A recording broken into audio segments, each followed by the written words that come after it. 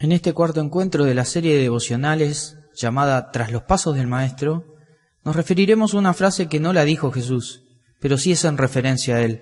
Y esto fue cuando María le dijo a los que se encargaban de una boda, hagan lo que Él les dice. Básicamente les dijo, obedezcan a Jesús en todo aquello que Él les diga. Esto está en Juan capítulo 2, verso 5.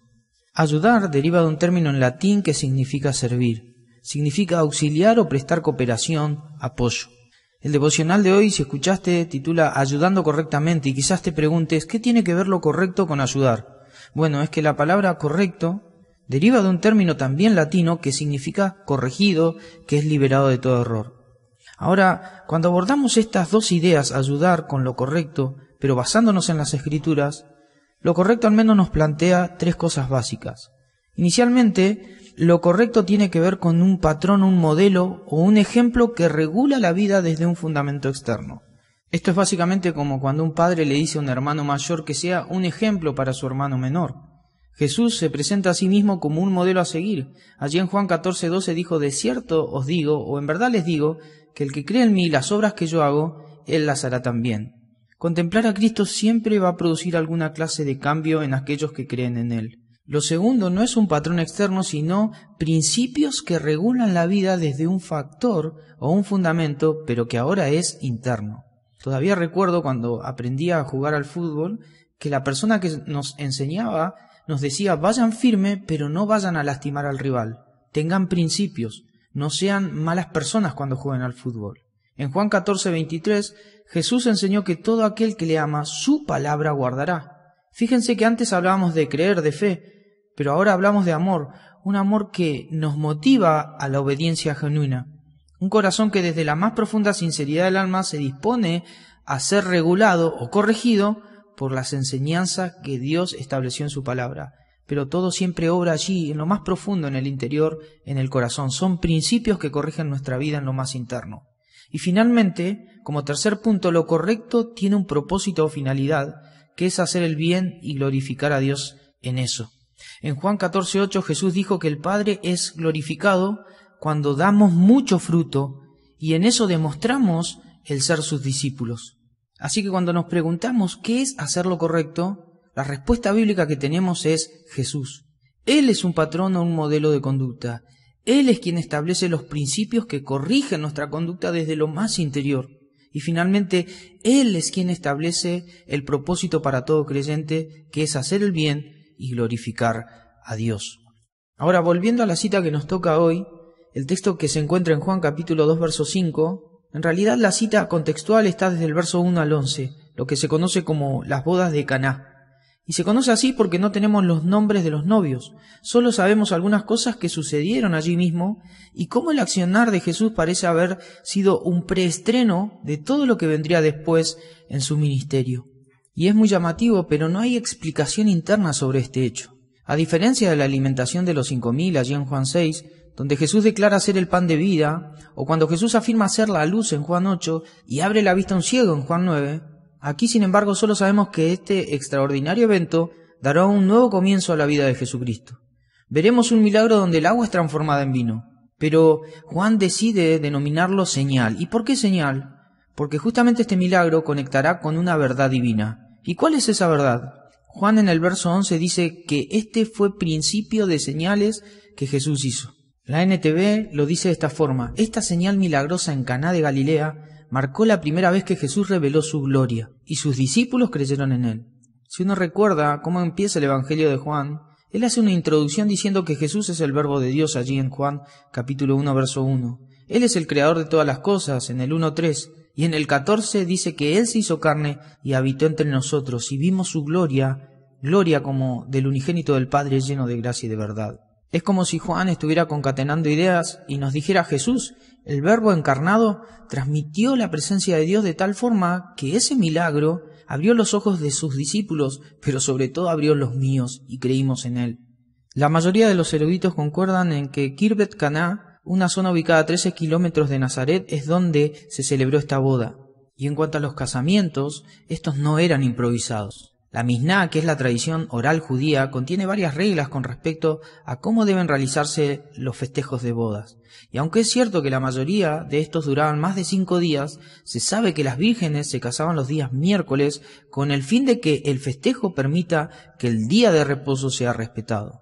Teniendo en cuenta esto, la boda comenzaba con una procesión donde los amigos del novio acompañaban a la novia, que iba en primer lugar a la casa paterna de su marido, y desde ahí iban en una caravana todos festejando al lugar dispuesto para el casamiento, que habitualmente era la nueva casa donde viviría el matrimonio. Allí la esperaba el novio, y allí eran coronados, y se firmaba un documento legal llamado Ketubá, donde el novio se comprometía en trabajar por la esposa, honrarla, guardarla y cuidarla, dándole una dote, una ofrenda inicial de este compromiso. De hecho, parte de esa dote incluía la fiesta de casamiento. Por eso no podía faltar el vino. Eso sería una falta grave de parte del novio. Y como es de imaginarse, nadie parece pensar que justo en esta boda faltaría el vino, el cual era repartido en abundancia allí en la procesión de la novia. Ahí mismo la gente iba probando su primera copa de vino, el aceite y los frutos secos. Y cuando nos introducimos más dentro de la fiesta, Jesús fue invitado a la misma, tanto él, su madre y sus discípulos. El texto también dice que en aquel lugar había 6 tinajas de piedra para contener agua. Estas eran usadas conforme al rito de la purificación. Y de acuerdo al tipo de tinaja, algunos creen que estas podrían contener entre 75 a 120 litros de agua. Depende del tipo de tinaja, cosa que la Biblia no aclara. Estas eran usadas en una sala de recepción donde se movían los siervos y eran útiles para purificar las manos y también los utensilios de comida. Imagínate ahora la fiesta, va todo bien, hasta que algo genera una pausa incómoda, porque María se acerca a Jesús y le dice, se quedaron sin vino. Esto al menos demuestra que María estaba en contacto con los organizadores de la fiesta, porque nadie se enteró esto excepto Jesús por la información que le dio María. Porque de lo contrario, si lo hubieran sabido todos, esto hubiera terminado muy pero muy mal. Además me preguntaba, ¿había visto María algún milagro de Jesús antes de esto? ¿Creía María que Jesús podía solucionar de esta forma este problema? Bueno, no tenemos antecedentes de milagros previos. Lo que sí sabemos es que María experimentó el poder de Dios en su concepción y en todo lo que fue tocante a Jesús, el Cristo. María sabía quién era su Hijo. Como dijimos en el primer devocional, María guardaba todas las cosas vivenciales de Jesús en su corazón.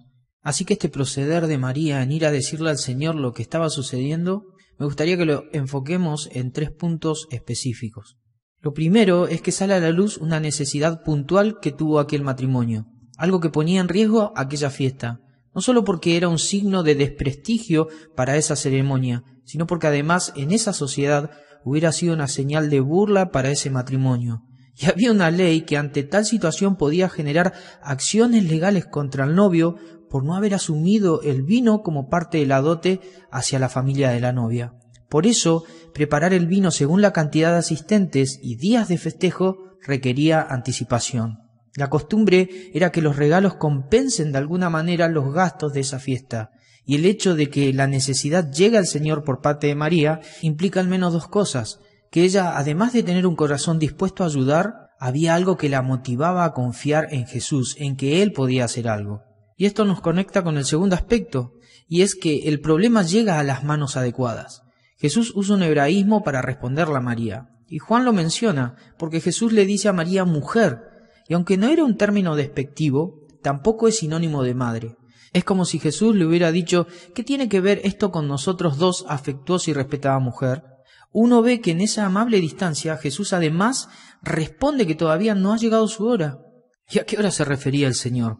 Bueno, Juan acentúa este detalle con el fin de exponer que cada vez que Jesús habla de su hora, habla de lo que Dios el Padre había establecido para él en relación a su muerte y glorificación.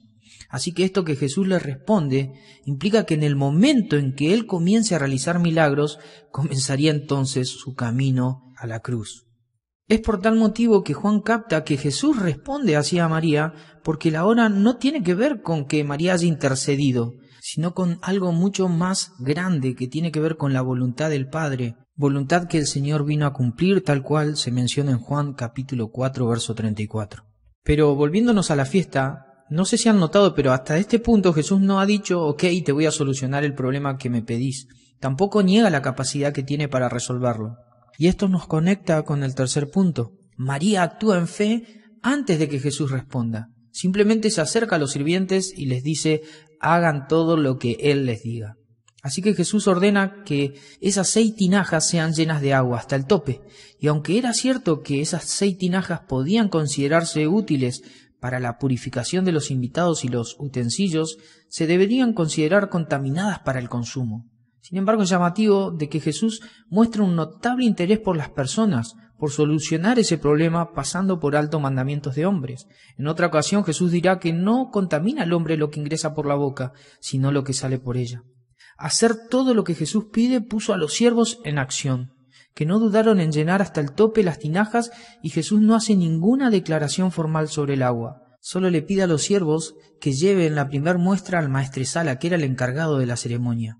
Su labor era controlar el estado de la fiesta, la calidad de la comida, del mismo modo que la presencia del vino. El vino de la ceremonia, en su mejor versión, era el de los primeros momentos de la fiesta. Luego se iba diluyendo para hacer que perdure durante los diferentes momentos de la misma. Alcoholizarse no estaba bien visto en una ceremonia judía, y a causa de esta dilución del vino, las personas simplemente alcanzan un estado de desinhibición y alegría. Pero lo más importante y lo más común para aquella época era que el vino no falte, no importa si estaba diluido, porque eso era lo acostumbrado. Así que cualquier instancia hubiera dejado en jaque la tarea de este maestresala. Y aunque no se sabe cómo fue, en el trayecto de los siervos hasta los maestresalas fue que ocurrió el milagro de la transformación del agua en vino. Él no sabía qué es lo que había sucedido, pero hace llamar al esposo y lo alaba diciendo de que había dejado el mejor vino para después, algo totalmente asombroso y fuera de serie en relación a la época y a sus costumbres. Imagínense el desconcierto de ese novio en relación a este milagro. Él no sabía por qué había sucedido y por qué lo estaban alabando, porque él, sin saber por manos de quién había sido esto, pasó del riesgo a tener una gran deshonra, la deshonra de su vida, a un gozo que él no puede describir porque él tampoco lo había resuelto. Me preguntaba, ¿qué hacemos nosotros cuando nos topamos con un problema en nuestra vida? María, miren, identifica el problema y al parecer se da cuenta de que cualquier solución hubiese sido a medias. No había vinotecas cercanas, el presupuesto hubiera sido imposible. De hecho, hubiera sido una búsqueda improductiva el salir a intentar conseguir algo en tiempo prudencial. Así que María, en vez de ser autosuficiente, opta por ser dependiente de Dios. María opta por presentarle el problema al Señor. Y fíjate que no es problema de María, es problema de los novios. Pero María asume su compromiso de ayudar a los demás. Y María, como dijimos, no lo hace desde la autosuficiencia, sino desde la confianza. Esta es la verdadera actitud que hay que tener, porque la confianza siempre es dependiente. Ella podría haberse puesto a discutir en su rol de madre por qué el Señor le responde de esa forma, pero entendió su limitación y solo persistió en actitudes que hagan evidente que confiaba en Jesús. Muchas veces la ayuda que esperamos de Dios puede estar precedida de incertidumbre, porque al esperar de Dios algo, esa incertidumbre muchas veces puede forjar el desánimo. Es que la distancia entre la ayuda que necesitamos y el cumplimiento de ésta puede abatirnos en primera instancia. Los tiempos de Dios involucran más que nuestra necesidad, sino también la transformación de nuestro carácter mientras esperamos. Y esto es muy alentador porque nosotros, mientras esperamos la ayuda de Dios, podemos optar por vivir como actuó María. María confió en el Señor y actuó en fe. Acudió al Señor y esperó de Él la respuesta. Y así como somos enseñados a confiar y esperar en el Señor, también somos llamados a actuar como Él actuó, ayudando a los demás. Somos llamados a servir a los demás y a ayudarles. Por lo tanto, la ayuda siempre va a requerir que nosotros seamos capaces de reconocer el problema y ofrecer el auxilio. Como lo hizo María.